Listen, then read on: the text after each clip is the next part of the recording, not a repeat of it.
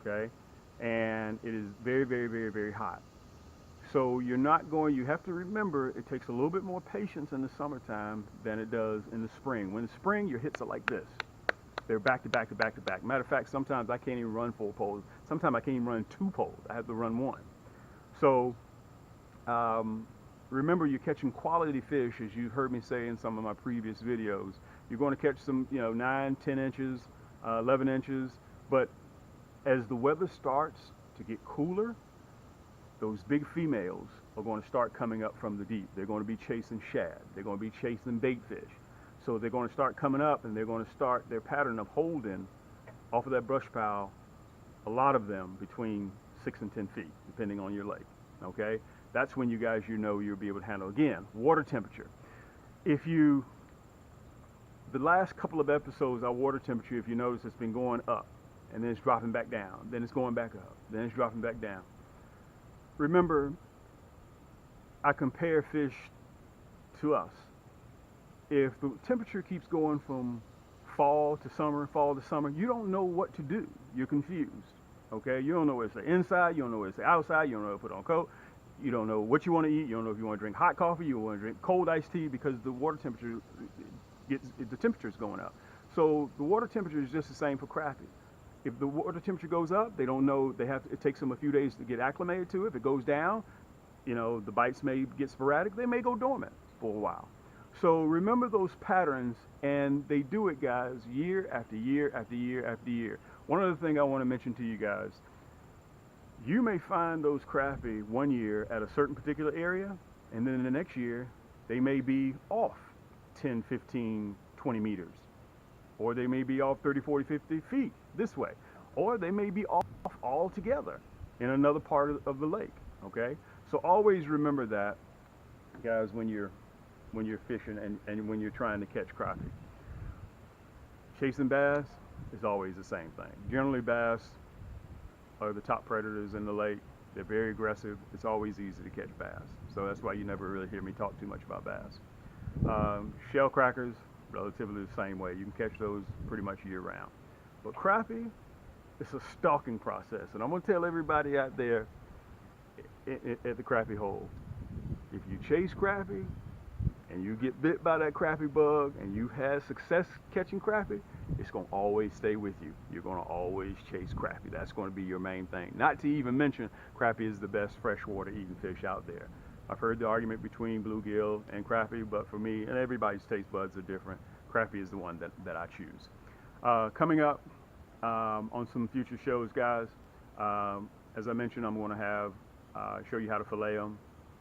We're also going to do an old school in the backyard frying crappie after we've seasoned them, cut them up, and I'm going to bring you a tutorial on that too. We're going to be getting the big cast iron black pans. We're going to build a fire in the back, and we're going to have some friends over, and we're going to fry crappie along with homemade French fries. And guys, I'm a big fan of hot sauce, so I got to have hot sauce with my fish, and also I got to have ketchup with my home style fries. We leave the skin on. And we're just going to have some drinks, and we're going to have a good time. But I'm going to bring all that to you in the future, guys, when it starts to cool off a little bit. Right now, it's a little bit too hot to build a fire. Before I get ready to close, I'm going to put a few episodes, and I'm going to show you guys what it costs me when I drop down to a smaller hook. Okay, I'm going to show you a couple of big ones. I think it's 1 or 2 big ones that I lost, and of course I brought one in the boat. And that's the difference between you get a little bit when you drop down, but you lose a little bit also at the same token. Okay, that hook set, having a larger hook. Again, this is when you're catching those big crappie, those 10, 11, 12, 13-inch crappie. Okay, and moving forward, I'm going to be doing, as I've had some of my subscribers ask me, a lengthier show. Remember, guys, if you like it, tell a friend about it, subscribe, and one thing that I always want you guys to do is to take someone fishing and show them the enjoyment of the outdoors. Before closing, I will be showing you guys, we went out, we had a little bit of luck, and as always, guys, I'm looking forward to you guys being back at the Crappie Hole, and thanks again for joining us, okay? Thanks.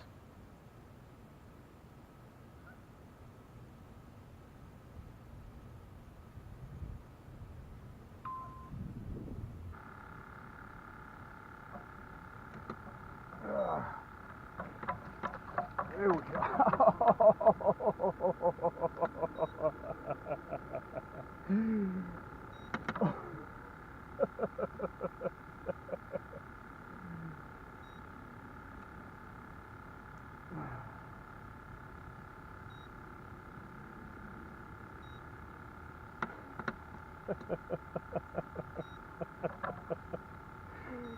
Oh boy, oh boy. Sometimes you drink the bar, sometimes the bar drinks you.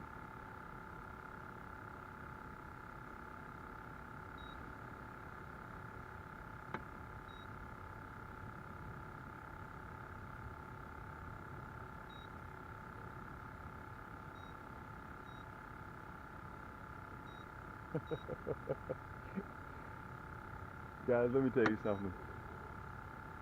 If there's one thing, I've always played sports and I'm extremely competitive.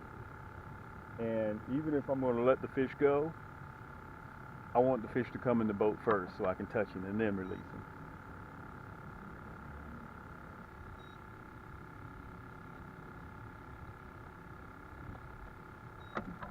Ah. Ah.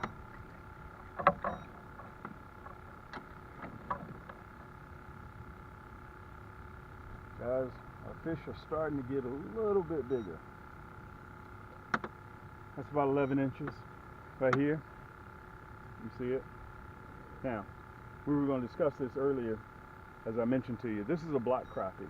You can see the spots all over, the spot pattern all over the side, the little dots.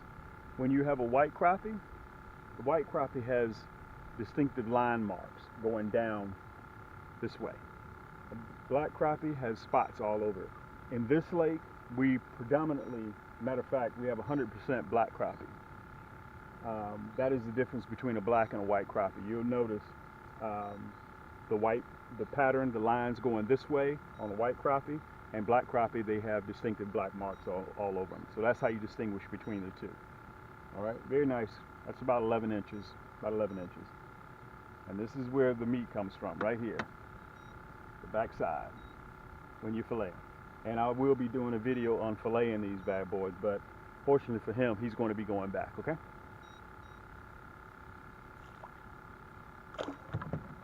Hey, he jumped over the boat, almost back in the boat, and right across the front of the bow.